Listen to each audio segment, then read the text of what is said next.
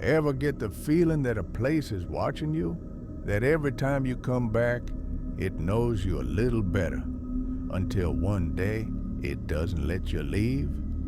Yo, yo, yo, what's good, Wolf Pack? It's your brat of Junglewolf coming at you with another bone-chilling tale right out of paradise. Tonight, we're taking a little trip down to Kailua. Yeah, you know the vibe. But not for beach day, nah. We're going someplace older, deeper, stranger. We're talking Kalapawai Market. That cute little green store at the corner of Kailua Rd and Kalaheo Avenue. Real local, real legendary, and maybe real cursed. Before we get into it, I want to know, drop your location in the comments. Where you're listening from? Honolulu, Hilo, straight from the North Shore, or maybe from some haunted corner of the mainland? Let's vibe. This is The Green Store Haunting, only on Aloha After Dark. Let's get spooky, baby. Kalapawai Market opened its doors in 1932. Back then, Kailua was mostly swamp and sugarcane.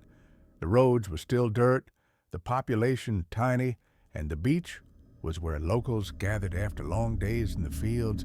But that little green store? It became a landmark fast. It wasn't just a market, it was a community hub. Keiki getting shave ice after school, aunties picking up fresh poke for dinner, uncles sitting out front talking story while sipping lion coffee from styrofoam cups. Over the years, the market modernized, added a deli, got a second location in Waimanalo, even served up gourmet breakfast sandwiches that had mainland tourists acting like they discovered the place. But one thing never changed. The original Kailua store always had a presence. Locals whispered about it. Employees told stories. Tourists? Oblivious. But the ones who knew, they avoided working late shifts, especially in the back. It started small, as these things usually do. A new hire named Kaipo, 22 years old and grinding through UH Manoa, got a part-time job restocking shelves and closing up. Chill gig. Good pay. Only thing? He was the only one who'd take the closing shift. He thought the stories were just that. Stories. Until he started hearing footsteps. Not the casual creak of old wood. We're talking boots. Heavy, wet, dragging. They always came from the back storeroom. Kaipo would check. Nobody there. Sometimes the back freezer door would be cracked open, lights flickering inside. Other times, the security monitors would show movement in the wine section. But when he ran out to check, empty. And then came the whisper. Kaipo, clear as day. Behind him.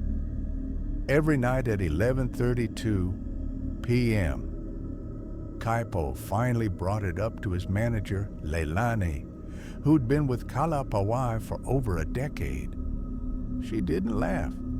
Instead, she locked the office door and told him a story. Back in the 80s, she said, there was an old man named Mr. Kekoa who used to work here. He lived alone, worked late, always sweeping, always humming. He died in the store, right in the back freezer. Heart attack. No one found him till morning. Leilani said ever since then, workers would hear that same humming, feel the temperature drop near the freezer.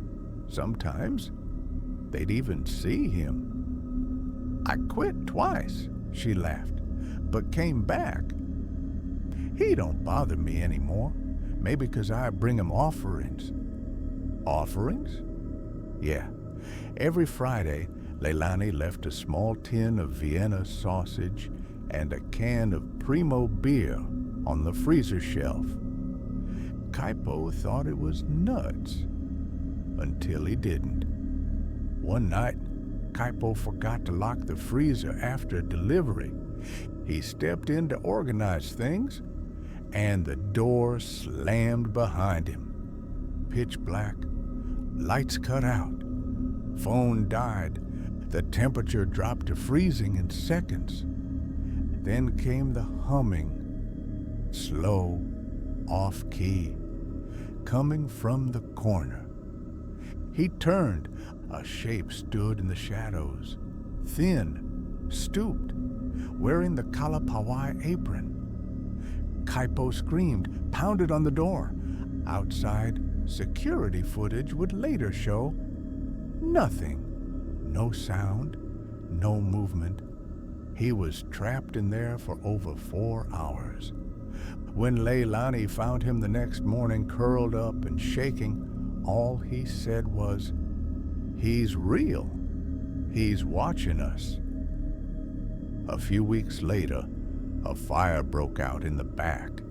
Nobody hurt, but it damaged the entire stock room. The cause? Electrical fault, but some say it was retaliation. Kaipo never came back. He moved to the mainland, told friends he'd seen something ancient.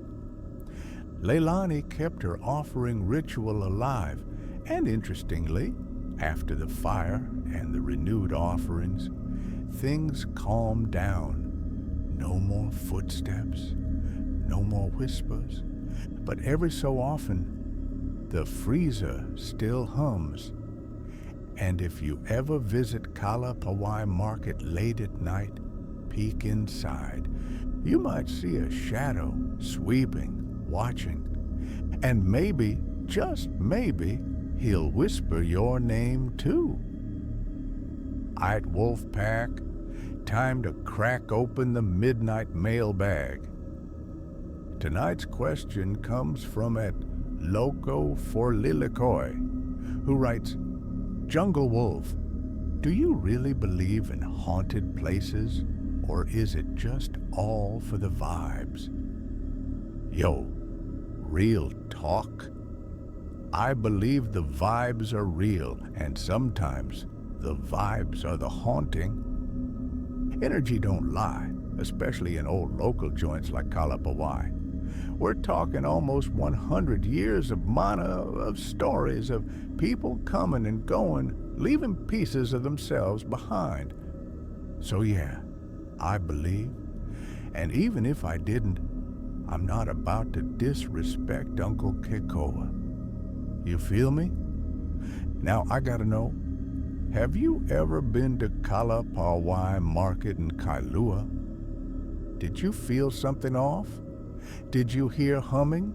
Let me know in the comments. And hey, if you got your own spooky local market story, drop that too. You never know, your tale might make it into the next episode. If tonight's tale gave you chicken skin, go smash that like button, drop a comment, and hit that subscribe bell like you're trying to wake up a ghost. We got new episodes dropping every night at midnight. Real spooky, real local, and always a little twisted. Share this story with a friend who thinks they're brave enough for a midnight walk to Kalapawai. Until next time, this is Junglewolf, signing off from Paradise's shadow. Aloha After Dark.